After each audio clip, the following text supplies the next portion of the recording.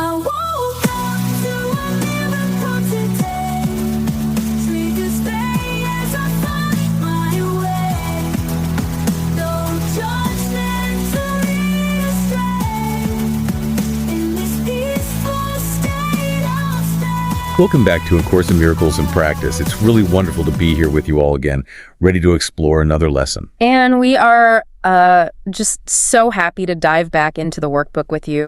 We'd absolutely love to hear from you. Yeah. Your insights, your questions, how these lessons are actually showing up in your life. That's what makes this feel like a real community. You can always reach us by email at acim@theworldharmonyproject.org.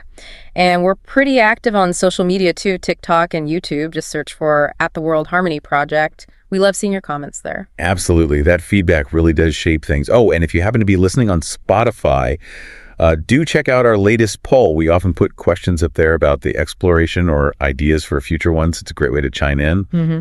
So today we are digging into lesson 230. The title is, Now Will I Seek and Find the Peace of God. Simple but deep.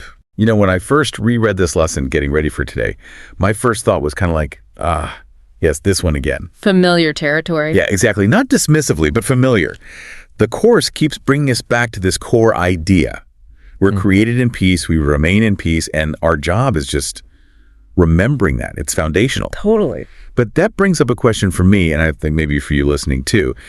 How do we keep this fresh? How do we make sure it stays meaningful and doesn't just become like a spiritual catchphrase we nod at? That's such a good question, because it hits right at the core of trying to live these principles, doesn't it? Right. It is easy enough to grasp intellectually, okay, I am created in peace. We can say it. We can even believe it when things are calm. Yeah. But the real challenge comes when we're smack in the middle of something that feels the opposite of peaceful. Life throws us these constant curveballs, money stress, relationship issues, health scares, work problems. They feel incredibly real, tangible. So the tension isn't the concept that's beautiful, simple. It's holding that truth, actually feeling it. When our human self is just screaming, no way. Yeah. Can we actually find that peace when the world feels like it's, falling apart around us? And it brings up this seeming paradox I've been thinking about. The lesson says our peaceful nature is forever true, unchanging. But our actual experience, it feels like constant change, constant upheaval. Right. It feels contradictory. Totally. Yeah. How can our nature be unchanging peace while our daily life is just this whirlwind of emotions, pressures, things popping up 1 minute calm, the next not so much? So how do we genuinely embrace both? The unchanging truth and the messy, turbulent reality of being human, integrating it somehow. And that, oh my goodness, that is exactly what I have been living through these past few weeks. It's brought this lesson into such sharp focus for me. Oh, really? Yeah. I was unemployed for quite a long stretch, and then finally landed this new job. Yes, I remember. That was such great news, a huge relief. Huge. It felt like this massive step forward, finally getting back on track. Getting that first proper paycheck again must have felt amazing. Oh, the relief was incredible. But it was almost comical, honestly, as if the universe thought, okay, let's test this peace of God thing right now. Uh-oh. Seriously. Almost before the ink was dry, before the first full paycheck even hit the bank, this cascade of financial stuff started. First, the car needed major work, stuff I'd put off. Big bill. Ouch, okay. Then, totally out of the blue, my car insurance premium jumps up, another recurring cost. Wow. Then, on top of that, a family financial crisis popped up, needed help right away, which of course I gave, but yeah, there goes more of that anticipated money. Oh my goodness. And the cherry on top.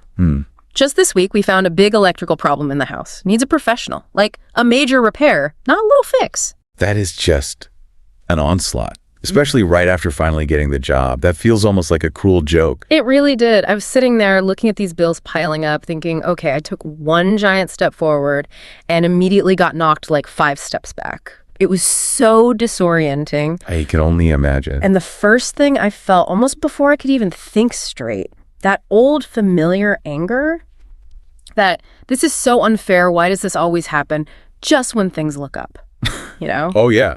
The victim narrative. Totally. That classic victim story playing out in my head, like the world was conspiring against me. But that is such a human reaction. Anyone would feel that way. When you feel that overwhelmed, like you just cannot catch a break. That's a completely natural response. No judgment there at all. And that's what I'm really trying to remember. Because the very next thought, right on the heels of the anger, was the self-judgment. Ah, yes. The shoulds. Exactly. I shouldn't feel this. I should be more spiritual. Of course, student knows better than this petty worry. Yeah. But then I thought, wait a minute. What if that whole internal argument that beating myself up is actually missing the whole point of the lesson? Okay. What do you mean by that? How is wanting to be more spiritual missing the point? Well, I started playing with this metaphor, and it's really helped me shift perspective. Imagine a lighthouse in a massive storm. Okay. The waves are crashing like crazy, the wind is howling, rain's lashing down. The lighthouse structure itself might even sway a bit under all that pressure. Yeah. That's the real life stuff, right? My financial stress, all these expenses hitting at once, feeling overwhelmed. Right. The storm is real. Totally real. But here's the key. The foundation of that lighthouse. The rock it's built on, it doesn't move, it's solid. And the light at the top just keeps shining, steadily, doing its job. Mm-hmm. The lighthouse doesn't deny the storm. It doesn't pretend it's sunny. And it definitely doesn't stop being a lighthouse just because the weather's rough. It just keeps being a lighthouse. I love that image. It's so clear. So the financial stress, the timing, that's the storm swirling around your lighthouse. Exactly. It's happening around me. And the lighthouse isn't thinking, oh no, I was doing so well when it was calm, but now there's a storm. I must be failing. I'm a bad lighthouse. Right. It doesn't judge itself based on the weather. No, it just is. So my piece that Peace Lesson 230 talks about, it isn't actually dependent on my bank account suddenly looking perfect or life becoming smooth sailing. It's deeper, foundational, unshakable, like that bedrock. That's a really beautiful way to put it, because it honors both things, doesn't it? The stress is real, the circumstances are challenging, they affect your feelings, and yet there's also this core part of you that isn't defined or diminished by it. Exactly. It lets me acknowledge the human feeling without letting it become my whole identity in that moment. You're not denying the storm, you're just remembering the foundation beneath it. Right. So now when I feel that overwhelm, that tightness in my chest about the bills, I can try to pause, take a breath, and say to myself, okay, yes, I am stressed about money. This feels like way too much right now. And also, there is something in me that was at peace before this job, that was at peace during unemployment. And that is still at peace right now, even with all this hitting. Holding both. Yeah. Recognizing the layers. Yes. Not just identifying with the top layer, the stress layer. And I was just thinking, maybe your ability to actually handle all this, helping your family, dealing with the car, the house, maybe that is the light shining. Not that you're peaceful despite it all, but that your underlying peace is what allows you to navigate it. Yeah. Like it's the expression of that peace, showing up in your capacity to cope and respond. Not despite it, but through it. Huh. That feels different, really different. Liberating, actually. It reframes the whole thing from struggle to expression. Yeah. That's powerful. So shifting gears a bit, how does this whole lighthouse metaphor land with you? Thinking about your situation with your brother. Oh, it lands perfectly. Because I feel like I'm dealing with the storm around someone else's lighthouse, which is its own kind of tricky. Tell me more. My younger brother, he finally got this really good paying job after struggling for a while. Right, I remember you mentioning that. And you'd think, okay, stability, relief, but instead he's gone completely status crazy, bought an expensive car he can't really afford long-term, newest phone, designer clothes, eating out constantly at fancy places. Uh-oh, spending it faster than it comes in. Way faster. And now, predictably, he's struggling with basic bills. Phone overdue, car insurance lapsing. Oh, no. And when I try gently, to talk to him about it, point out the obvious, it's like talking to a brick wall. It never sticks. It's always someone else's fault.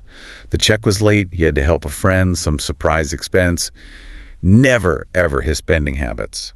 That sounds incredibly frustrating. Watching someone you love making choices that seem so clearly self-destructive and feeling helpless to stop it. It is agonizing. And I catch myself thinking, if I were spiritual enough, I should be able to get through to him. I should be able to make him see. Right, that feeling of responsibility. Or worse, that thought slips in. My peace depends on him getting his act together. My calm is hostage to his choices. Yeah. But the lighthouse, Yeah. it doesn't try to control the other lighthouses, does it? No, it doesn't. It doesn't dictate their weather or tell them how brightly to shine. It just shines its own light. Exactly. He has his own lighthouse, his own storms.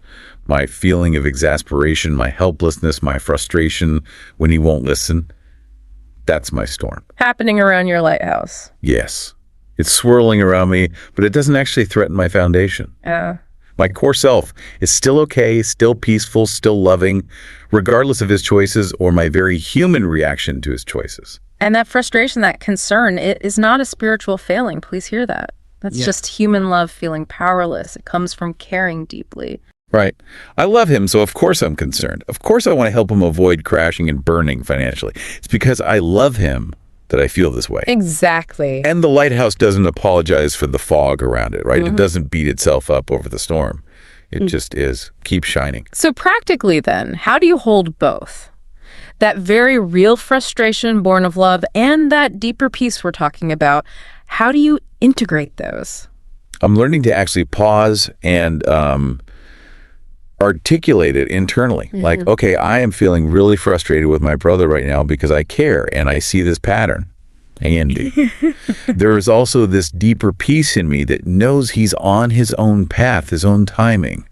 My love for him doesn't hinge on him figuring it out according to my schedule or my ideas. Acknowledging the feeling, giving it space, but also connecting to the truth underneath it.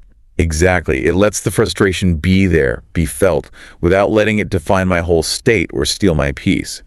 Human and spiritual coexisting. That feels like such a relief, doesn't it? That we don't have to choose between being spiritual, whatever ideal we hold about that, and being authentically human, mess and all. Yes. Because we fall into that trap so easily, right? Yeah. Especially studying the course. Thinking our human moments, anger, worry, jealousy, mean we've failed spiritually. That internal scorecard, judging ourselves constantly. I should have been calmer. I shouldn't have felt that. Right. But what if those moments aren't failures? What if they're just weather around the lighthouse? What if the anger or the worry is just part of the human package sometimes, and it doesn't actually diminish the light that you are? Exactly. The light doesn't stop being light because of fog. My concern for my brother, your stress about finances, maybe these aren't obstacles to our light. Maybe they're part of how our light shows up in human form. Through our care, through our engagement. Yes. Our peace expresses itself through our humanity, not by somehow getting rid of it. That feels so important for everyone listening, because how many times have you felt angry or scared and then immediately attacked yourself? Of course, students shouldn't feel this way. All the time. And all that does is add another layer of suffering, right? Self-judgment on top of the initial difficulty. Double trouble. Exactly. So instead of, I shouldn't be anxious about these bills, the shift is towards, okay, I'm feeling anxiety right now about these bills. And there's also this deeper piece that's still here, untouched by this temporary situation. Blowing both. Embracing the whole picture. Yeah. Integration, not perfection. The lighthouse doesn't fight the storm or judge itself for it. It just keeps being what it is. Acceptance. Which brings us right back to the lesson. When it says, I am as you created me, it's not saying become some perfect, emotionless saint. No. It's saying remember what's already true within your humanity. Find the eternal within the temporary experience. And I find this part so comforting too, where it says, it is not given me to change myself. Yes. That's huge. It means we literally cannot mess up our fundamental nature. No matter what mistakes we think we've made, how short we think we've fallen, our essence is secure. Untouchable. Yeah. Like the lighthouse foundation beyond our ability to damage it. Right. I can feel completely overwhelmed by financial stress, but that stress, real as it feels, cannot alter who I really am. It's just weather. And I can't love my brother wrong enough or get frustrated enough to damage my essential self either. Yeah. There's something unchangeable there. That's the real comfort. And the lesson calls this merciful. How merciful is God, my Father, that when he created me, he gave me peace forever. Peace isn't earned. It's not a reward for good behavior. It's a gift. And crucially, it's not just a past gift or a future hope, The lesson says what was given then must be here now. Even in the middle of the storm, that peace is still accessible. Which leads us right into forgiveness, doesn't it? Since this lesson is in the what is forgiveness section. Ah, yes. Forgiveness course style. Yeah. Which is so different. Totally different. And I think understanding that kind of forgiveness is key to making this whole lighthouse thing work. It's not about condoning behavior or pretending things didn't happen. Right. It's a shift in perception. So for me, with my brother, Right. I need to forgive myself for the exasperation, for feeling so annoyed. But not forgiveness like, I forgive myself for being imperfect. More like I forgive myself for believing my frustration meant I wasn't at peace, for thinking my human reaction somehow cut me off from my true nature. Exactly. Forgiving the misperception. And then forgiving your brother, not for the spending, because that's his path, but for what? Maybe for thinking his choices could actually threaten my peace, for believing his actions could diminish my love or my inherent okayness. Or maybe for demanding, even unconsciously, that he be somewhere different on his path, for thinking his journey had to look a certain way for you to feel okay. Yes, that's it. Real forgiveness here is recognizing that nothing actually happened to my essential nature. His choices didn't diminish my love or my peace. My peace was never really at risk, even when I felt like it was. Wow. And for me, I need to forgive the world, I guess. Forgive life for not unfolding according to my plan. My anger about the timing of the bills, that's really anger at life for not being predictable, for not being easy right now. It's wanting control. Totally. Forgiveness is letting go of that demand. And the lighthouse doesn't need to forgive the storm for being stormy. No, it just recognizes storms don't actually threaten its fundamental nature. Yeah. The storm is external. Its essence is internal, steady. So forgiveness becomes realizing our true self is invulnerable, untouched. That's radical. And again, it's not spiritual bypassing. We're not pretending the storm isn't real or doesn't hurt sometimes. No way. We're just remembering the foundation underneath. Something constant. Something that was peaceful before this, is present during this, and will be peaceful after this, whatever happens. It endures. So that line, in peace I was created, and in peace do I remain, isn't a goal. It's a present reality. Even, maybe especially, in the middle of the mess. That's where it counts. And maybe that's the real practice then. Not trying to rise above being human, but learning to be peacefully human. I like that, being peacefully human. So the lesson says, I need but call on you to find the peace you gave. What does that calling on look like for you practically when the financial stress feels really intense? Honestly, sometimes it's just pausing, taking a breath, and saying maybe just internally, there's something in me bigger than this, or this feeling of stress is here, but it's not all of me. It's not about instantly erasing the stress, but remembering I'm more than just the stress. Shifting focus, even slightly. That makes sense. And for me, with my brother, the calling on feels like remembering that trying to have those conversations, even when they seem pointless, that is my light shining, my love showing up. Yeah. It doesn't stop being light just because he can't see it or use it right now. The offering itself is the light. Like the lighthouse, it doesn't know which ships see its light. It just keeps shining. Its purpose is in the shining, not the measured result. Maybe that's enough. Our job isn't to control the storms or fix the other lighthouses. It's just to remember what we are and keep shining. Through the worry, through the frustration, through all the messy human stuff. Yeah, because we can't actually stop being what we were created to be, even when we forget. Even when we judge ourselves for being human, even when life feels like 5 steps back for every step forward. The peace remains. The light keeps shining. So as we wrap up our exploration today, we want to offer you something really practical. A little exercise you can try next time you feel caught in a storm, frustrated with things, with others, or maybe with yourself for not being perfectly serene. Yeah, so when you notice that happening, you're feeling overwhelmed, maybe angry, maybe judging your own reactions, just try this. First, take a breath, a conscious one, and just imagine yourself as that lighthouse. Really try to feel your foundation, your true self, solid and steady beneath whatever weather is swirling around, thoughts, feelings, circumstances. Don't fight the weather. Just feel the rock beneath it. Then gently ask yourself this question. What would it feel like if this storm, real as it feels, couldn't actually damage who I fundamentally am? You don't have to make the storm vanish or pretend it's not there. Just let yourself consider, even for a second, that there's something in you that's constant, untouched by it all. And then just simply say, maybe silently, maybe whispered, I am as I was created. I am the light that keeps shining. And just let that be enough for this moment. Let that truth land. Nothing else to do right now. That brings us to the end of our exploration of Lesson 230. Thank you truly for joining us, for sharing this space and this practice with us. It really is an honor. Keep shining your light, everyone. Whatever storms you're navigating, remember that steady light within.